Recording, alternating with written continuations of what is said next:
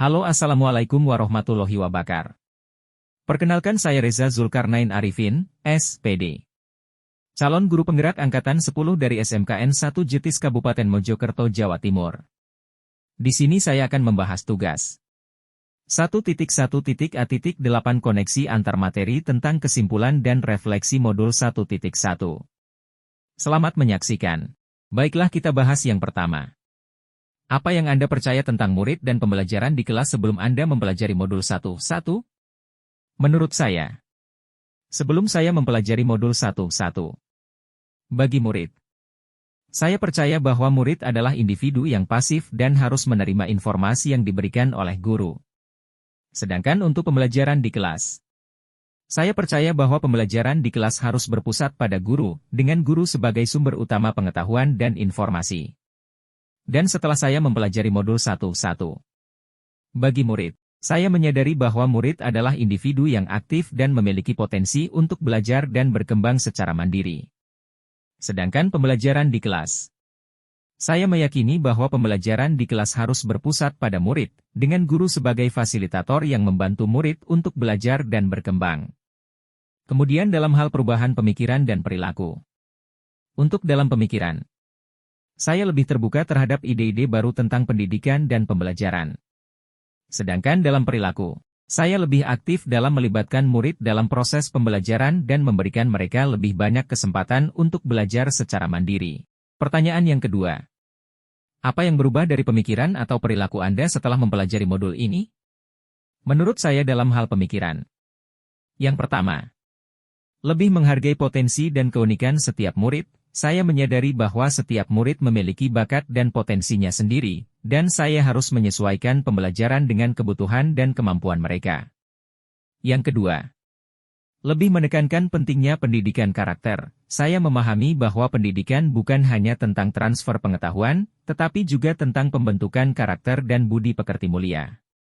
Yang ketiga, lebih terbuka terhadap ide-ide baru tentang pendidikan. Saya menjadi lebih reseptif terhadap berbagai metode dan strategi pembelajaran yang inovatif.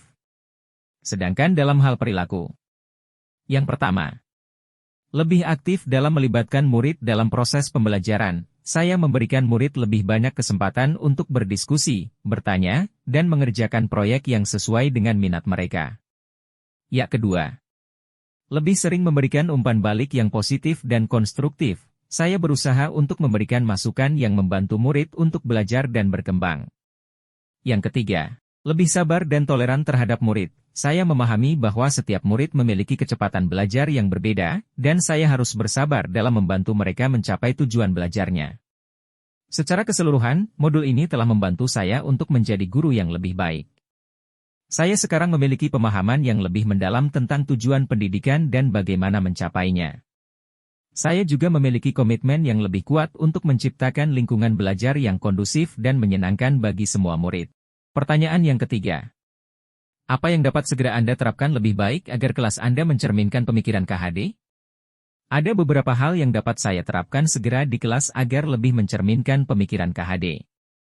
Yang pertama, menerapkan asas Tutwuri Handayani. Memberikan murid lebih banyak kebebasan dan kemandirian dalam belajar. Memberikan murid kesempatan untuk memilih topik dan aktivitas belajar. Memberikan murid kesempatan untuk belajar dari satu sama lain. Yang kedua, menerapkan asas Ingmadya Mangunkarsa. Menciptakan lingkungan belajar yang kondusif dan menyenangkan. Mendorong murid untuk saling membantu dan bekerja sama. Memberikan kesempatan kepada murid untuk memimpin dan mengambil tanggung jawab. Yang ketiga, menerapkan asas Ingarsa Sungtulada. Menjadi contoh yang baik bagi murid dalam hal sikap, perilaku, dan semangat belajar. Menunjukkan rasa hormat dan penghargaan kepada semua murid. Menunjukkan integritas dan kejujuran dalam tindakan dan perkataan. Berikut beberapa contoh konkret penerapannya. Membuat sudut belajar di kelas yang menyediakan berbagai sumber belajar. Menerapkan sistem belajar kelompok untuk mendorong kerja sama dan kolaborasi. Memberikan kesempatan kepada murid untuk presentasi di depan kelas. Saya yakin bahwa dengan menerapkan pemikiran KHD di kelas, saya dapat membantu murid untuk belajar dan berkembang secara optimal. Demikian yang dapat saya sampaikan, kurang lebihnya saya mohon maaf apabila ada kekurangan. Terima kasih dan sampai jumpa kembali.